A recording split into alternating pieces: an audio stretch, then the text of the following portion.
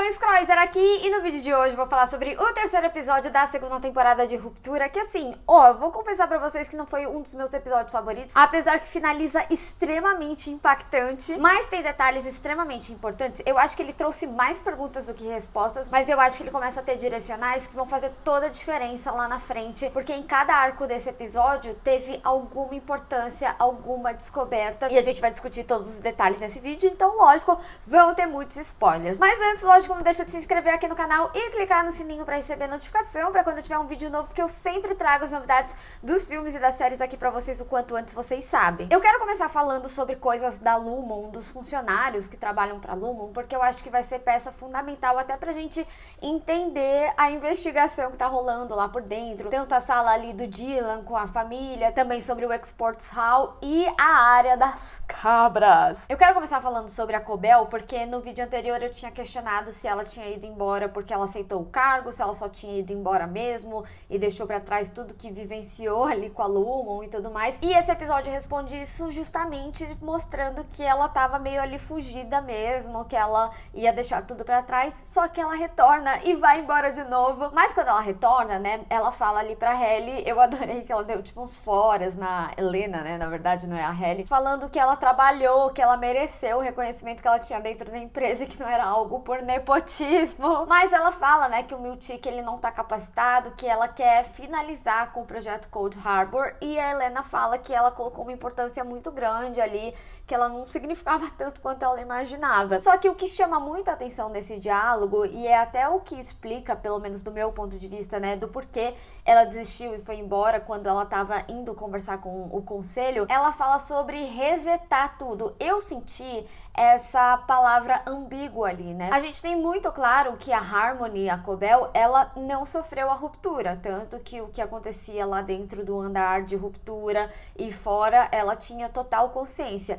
Mas pode ser também que essas pessoas, elas tenham algum outro tipo de experimento, vamos falar assim, o que talvez poderia justificar até mesmo na teoria ali da Halle ser a Helena, apesar que na primeira temporada ela tava bem rupturada mesmo, tanto que ela nem se lembrava da questão do beijo, a não ser que a gente também tenha tido uma leitura errada da cena do beijo. Ela ter visto ali talvez não tenha sido uma surpresa sobre ela ter se apaixonado, mas ficar revivendo aquela situação, porque a gente vê, né, até depois quando ela vai na missão com o Mark, que rola meio um clima estranho, assim. Então fica também a pergunta, né, se alguém como a Cobell, por exemplo, ela não precisa ter a ruptura, por que a Helena teria realmente, né? Mas de qualquer forma, o que eu quero dizer aqui, na verdade, é que esse diálogo me passou uma sensação de que ela passou por um outro processo e que ela seria resetada, algo talvez similar ao que aconteceria com a senhorita Casey, ou talvez os sentimentos dela ali, até por ela ter essa sensação de que ela fez mais do que eles realmente reconhecem e que ela é mais importante do que ela imagina, seria tipo um refinamento dos sentimentos dela. Então, me chamou bastante atenção, me fala aí nos comentários se pra vocês também. E eu acho que isso, inclusive, foi o que assustou ela. E por isso ela foi embora de novo. Mas eu não acho que ela vai embora da cidade, que nem era a intenção dela. Eu acho que ela vai tentar ficar em algum lugar, mesmo que próximo ali, porque eu sinto que a Harmony, ela vai ser peça fundamental, até mesmo talvez para algumas descobertas do Mark, porque a Selvig, ela até que tinha certo apreço ali pelo Mark, mas é lógico, ela tava manipulando ele também. Mas a gente viu, né, que quando ele perguntou sobre a Casey, se ela sabia, ela até ficou ali meio mexida. Ainda mais agora, né, depois que esse episódio trouxe a reintegração do Mark. Então ele facilmente poderia trazer informações de fora e colocar lá pra dentro e ter um total entendimento do que acontece lá dentro do andar da ruptura. Outro aspecto que eu queria falar também, que chamou muita atenção nesse episódio, foi a visita da Natalie pro Rickon, né? Porque ela fala o quanto que o livro dele moveu as pessoas que trabalhavam lá dentro e que eles queriam fazer uma versão ali pros Innis, né? Pros internos. Só que acabaria tendo algumas modificações, né? Porque eles até justificam falando que se melhor direcionado para determinadas pessoas, se fosse mais refinado ali, para determinadas pessoas teria mais efeito. E assim, gente, pra Natalie ir falar com o Rickon, né, eu acho que é uma coisa bem séria. Tipo, não foi o Miltic, sabe? É a mulher que representa ali o conselho, que ouve diretamente o conselho.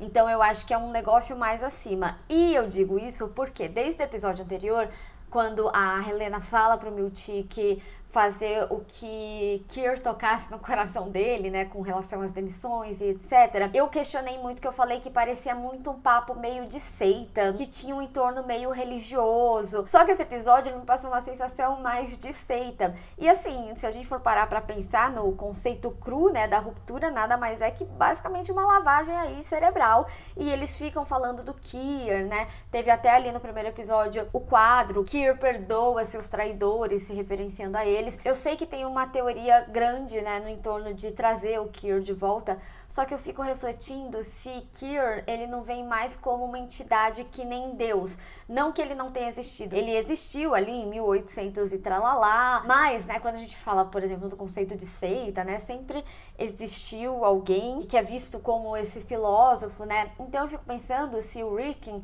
ele não é só um exemplo de que toda a filosofia do Keir ali, ela foi moldada ao longo dos anos, conforme a gente tivesse filósofos contemporâneos.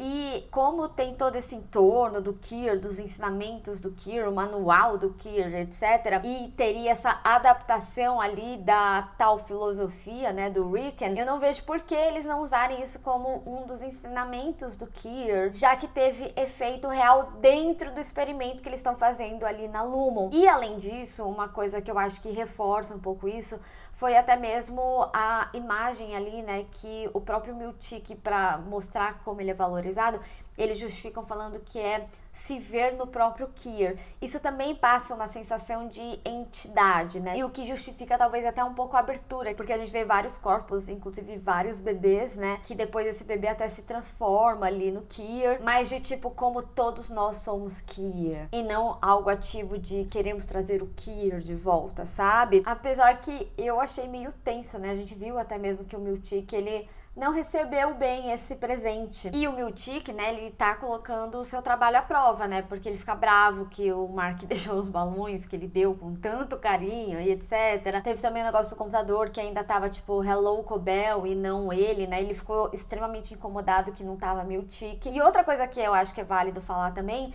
é que aqui a gente descobre, eu realmente não lembro se na primeira temporada já tinham falado isso, mas que o nome dele é Seth.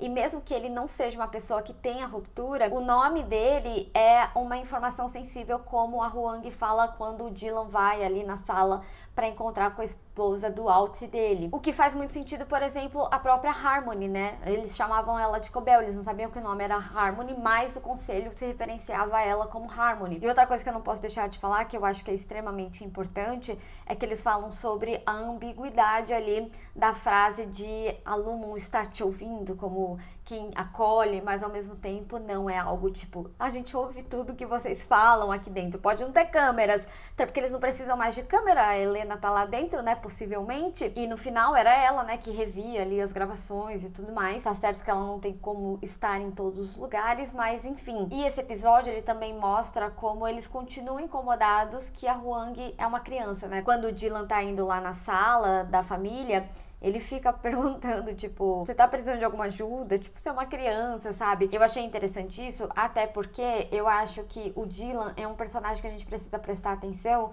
porque a gente vê que ele começa a dar pra trás no plano, né, de cada um fazer um pouco da investigação. Eu não tinha lido dessa forma quando o Miltic contou pra ele sobre a sala. Eu realmente achei que ele queria instaurar meio o caos ali, tipo, o Dylan guarda um segredo. Mas, na verdade, esse terceiro episódio, ele mostra que o Dylan, ele se sentiu meio ameaçado a não contar esse segredo, porque ele ia perder uma regalia ali. E o Dylan, se a gente for pensar na atitude do personagem, né, aqui eles discutem muito sobre como ele era um cara, o externo dele ele meio que não sabe como fazer, ele até fala, então ele é meio um fracassado, e a esposa até meio consente, né, ela fica quieta ali, porque ela fala que ele nunca soube o que queria fazer, e talvez isso justifique do porquê ele quis ir pra Lumon, né, já que ele não tinha propósito, então por que não ir pra um negócio que ele não lembraria exatamente o que ele tá fazendo, como meio que uma desistência assim mesmo, né, de busca, e o que também já responde pra gente do estado emocional desse personagem. Mas a família sempre foi um grande motivador para ele, né? Então, por exemplo, quando o Miltic acordou ele e ele viu o filho, tudo foi no entorno do filho, né? Ele foi pra cima do Miltic porque ele falou, eu quero saber do meu filho, eu tenho um filho, e foi ali que foi um ponto chave para ele. Então a família, né, a esposa dele, a Gretchen, ir visitar ele pra mim é tremendamente uma forma de manipulação. E eu sinto também que agora que a Casey, ela foi demitida, né, foi aposentada e não tem mais a sala de bem-estar, que nem eles deixaram claro no primeiro episódio, não existe nem mais a sala. Essa sala da família, ela é quase uma substituição, porque lá na sala de bem-estar, eles ficavam falando, né, seu Alt é tal coisa, ele é generoso, ele é muito divertido, ele é sei lá o quê. E aqui é ela dando informações sobre o externo dele ainda assim. A gente já viu que isso é uma prática de manipulação, que inclusive o Miltic também fez com o Mark no lado externo, né, só que falando, o seu externo é tão engraçado, ele encontrou amor de novo. Então a gente já sabe que isso é um sistema de manipulação da Lumon. Mas o que eu achei extremamente bizarro é a gente ver a foto, né, deles ali em família, que é uma foto preto e branco, e eles estão no rancho, e ele até questiona, né, tipo, a gente mora num rancho, e traz toda essa bizarrice, né, de tipo, tudo na Lumon parece meio antigo, né. Eu tava até conversando com a minha amiga Carol, né, a gente vê, tipo, que a galera da Lumon, de uma forma geral, tudo é meio no entorno de tecnologia antiga, né, então o Peter, ele tinha aquele celular que abria e fechava, super antigo, que a bateria durou décadas, né? Mas ao mesmo tempo a gente vê a Devon, né, a irmã do Mark, usando um celular mais atual. Lá na Lumon mesmo os computadores, né, ainda aqueles de caixa, super antigos. E tudo no entorno do Kier também, é tudo muito antigo. A Lumon, de uma forma geral, é bem antiquada, né, até em questão de hierarquia. E assim, também acredito, né, que talvez seja uma foto só manipulada para que ele não tenha outras informações externas, né, esses conteúdos sensíveis de tipo, nossa, olha como eu sou deprimido lá fora e passar isso pra ele, sabe? Enfim, mas no mínimo bizarra essa foto, né? E aí, esse episódio, ele começa a trazer mais ambientação dentro ali da Lumon, né? Então, por exemplo, o Irv, ele vai pra área que o Burt trabalhava, né? Conversa com a Felicia, inclusive eu adorei a conversa deles. E ela fala sobre essa pintura que ele fazia, é um local que se chama Exports Hall, que é um lugar que eles mandavam remessas, que antigamente eles iam, mas que agora é uma pessoa que vai e pega as coisas e vai só esse cara ali sozinho que tem acesso a esse local. A Felicia pode ser uma boa pessoa para mostrar onde que é o local, né? E muito provavelmente, né, pela sensibilidade do que tem lá. Afinal, eu, né, acredito muito que a Casey estaria lá. Inclusive, até me adiantando um pouco sobre a cena final, né? E tá aí um pouco dos motivos que eu fiquei questionando mais esse episódio, né? É porque a Rogabe, enfim, ela retornou, sabia que ela ia retornar em algum momento, só não acreditava que ia ser tão breve assim, mas ela fala que sabia da Casey, e o Mark até falou, por que você não falou antes? Eu achei um recurso meio assim de roteiro de, mas tudo bem, realmente os momentos que eles se encontraram foram muito conturbados, mas acho que talvez o Peter poderia ter falado algo até pra motivar ele desde o início ali na primeira temporada, mas eu também fiquei pensando que, tipo, por mais que o Mark ali no final ele tivesse desesperado, né, tipo, faz a reintegração, tá bom, minha esposa tá viva, então eu quero ver ela de novo. Tem duas questões aí. A primeira questão que me incomodou é que ele não questionou mais de, tipo, o porquê desse experimento. Eu acho que seria um momento que eles estavam conversando com mais calma, que a série poderia ter entregado um pouco mais de informações ali. E a Rogabe, já que ela foi uma cientista da Lumon que eles querem encontrar e nem deveria estar fazendo a reintegração, ela muito provavelmente tem informações sobre o que é o Cold Harbor, né? Então eu acho que ele poderia ter questionado mais. É lógico, pode ser algo que esteja no quarto episódio, eles conversem mais, né? Porque ele fazendo a reintegração não significa que ele tá morto, né? Ele vai ainda ter consciência e poder conversar mais. Mas eu questionaria muitas coisas do que acontece lá, tipo, o próprio motivo, por que a Casey, né? E outra questão também que eu acho que essa cena é importantíssima é que eles confirmam que ela tava viva. Então, de duas a uma, ou o corpo que o Mark viu foi um corpo que a Lumon meio que fez, tipo, um boneco ali, e aí ele viu e tava emocionado e falou, nossa, realmente era ela, assim, e não se atentou aos detalhes. Então, pra mim, tá, do meu ponto de vista, eu acho que isso acaba descartando um pouco a teoria da clonagem. E eu acho que a gente acaba ficando até um pouco enviesado da questão da clonagem por conta dos bebês sem face ali e tudo mais, que tem na abertura. Inclusive, né, esse episódio, ele confirma algumas coisas da abertura, tipo, a gente via muito o Mark externo dentro da Lumon, porque ele fez a reintegração. Já era a abertura contando pra gente o que ia acontecer nesse terceiro episódio. E, ao mesmo tempo, né, eu também fico questionando, tá bom, então se não é a clonagem, seria a imortalidade, mas ao mesmo tempo eu acredito que Kier seria mais uma entidade, não necessariamente trazer ele de volta. Enfim, é isso que eu falei, esse episódio ele trouxe algumas respostas, mas eu tô extremamente confusa com o caminhar final, assim, da série, né? Mas retornando aqui sobre a clonagem, né? Eu cheguei a receber comentário no vídeo anterior do pessoal falando até que a parte ali das cabras seria meio tipo uma alusão ao experimento da Dolly e tal. Eu acho que é diferente. Na real, eu acho que o negócio das cabras é que nem você vê, né, em laboratório, fazendo experimento em animais. Eu acho que as cabras, elas acabam sendo meio que seja algo prévio do experimento antes de testar em humanos ali. Mas o fato é que a Casey, ela tá viva, então eu até retomo o que eu tinha falado sobre ela possivelmente ter um estado de coma e por isso a gente não vê ela no externo, assim como a gente não vê a Huang também no externo. E fica o questionamento, né, como que os pais dela deixariam ela fazer a ruptura, ou não fazer a ruptura, mas trabalhar na Lumon, né? Então tem as pessoas que ficam ali dentro, sabe? Então eu acho que a teoria do coma seria até algo mais aproximado, assim, dela estar em coma, mas quando ela usa a ruptura ela consegue acordar, né? E por isso as memórias dela são só internas ali a Lumon. Caso você não tenha visto esse vídeo que eu falei dessa teoria. E aí vamos falar sobre as cabras, né? Porque assim, foi uma esquisitice enorme, né, que a gente assistiu e passou uma sensação meio de A Vila, meio terror e tal. Essas pessoas esquisitíssimas, tinha até o cara disfarçado de uma cabra lá. Nossa, eu achei muito bizarro. Que inclusive tivemos a maravilhosa Gwendoline. Eu não tava esperando ela nesse episódio, amei ver ela. Ela só faz hit atrás de hit, né? Game of Thrones, aí fez Sandman, agora tá na Ruptura, simplesmente a melhor série da Apple TV. Ela fala que o nome do local, né, é Mammalis Naturable, que vem aí do latim, né, dos mamíferos e tudo mais. Mas eu tava conversando com o Pedro, Good Nerd, sobre o nome, né? Ele falou que a única coisa que ele tinha achado foi